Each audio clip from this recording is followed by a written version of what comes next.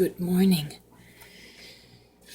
I'm washing dishes, and dishes always gets my inspiration flowing.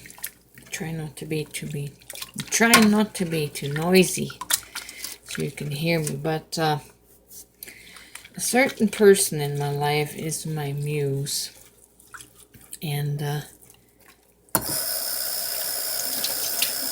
what I am musing about is thinking of a particular person, but this could be true for a lot of you, for many people, and I know it was true for me all of my Christian life. When I was a Christian, in love with Jesus, dependent and codependent of Jesus, with the mindset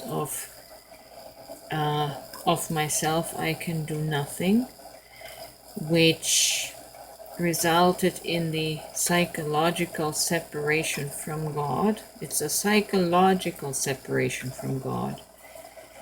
And so, with that in mind, with that subsurface, subconscious belief and feeling on the inside, we never step into our power, but we quote unquote wait on God for inspiration. And it very rarely ever comes, except if it's a Bible quote that we feel inspired by.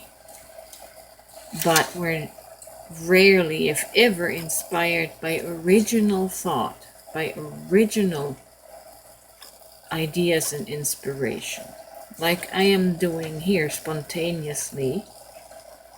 And I'm doing it now because I have gained my self-worth. I know my value. I know that I have something worth contributing to the world.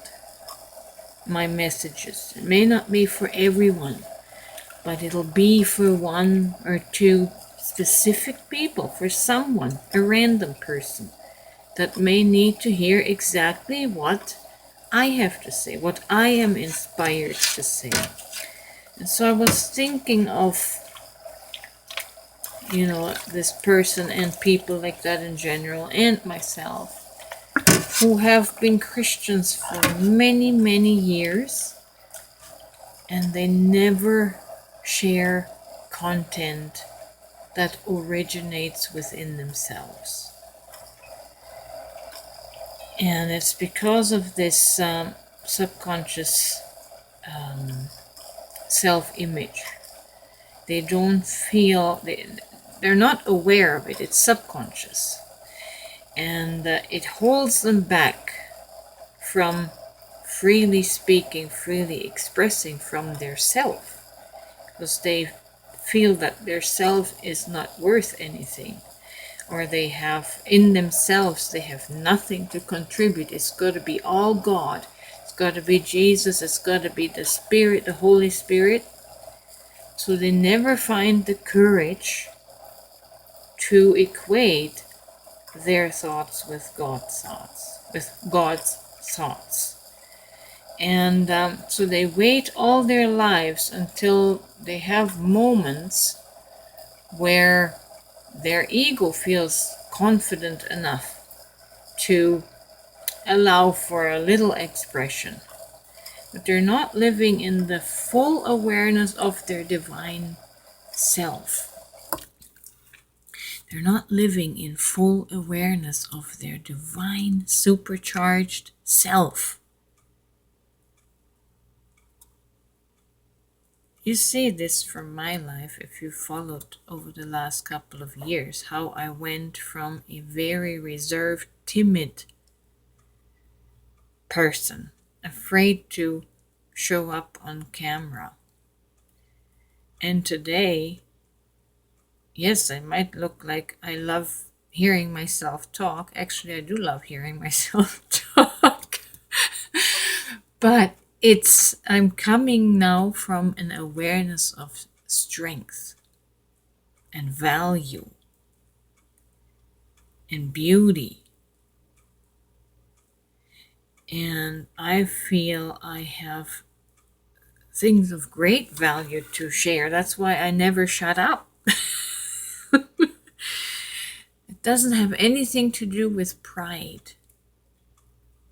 It just has to do with me realizing, wow, there is something of divine value in me. In fact, all of me is. But even if we just start with a thought, there is something of divine value. There's treasure in me that is worth sharing with the world.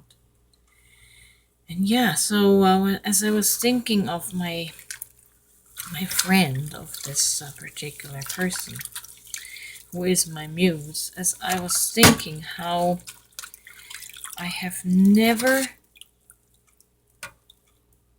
well, let's say once, a person shared once something in their own words from their own experience in almost 50 years.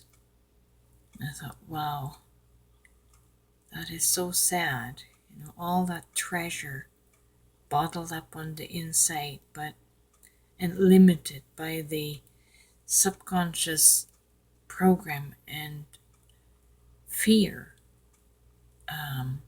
based in the lack of self-worth, which life has literally battered out of us, our self-worth. It sucked it right out of us. But yeah, you have to find your self-worth. You have to find your self-belonging to express in all your beauty, in all your value, in all your divinity, in your human self. You are worth what you have in you. The things that you think about, the things that you create, the things that you imagine are worth sharing. Share. Come into your own belonging and share. Start sharing the divine treasure that is hidden inside of you. Don't keep it bottled up. You have value. You have worth. And the world is waiting to hear what you have to share. Share. Share yourself with the world.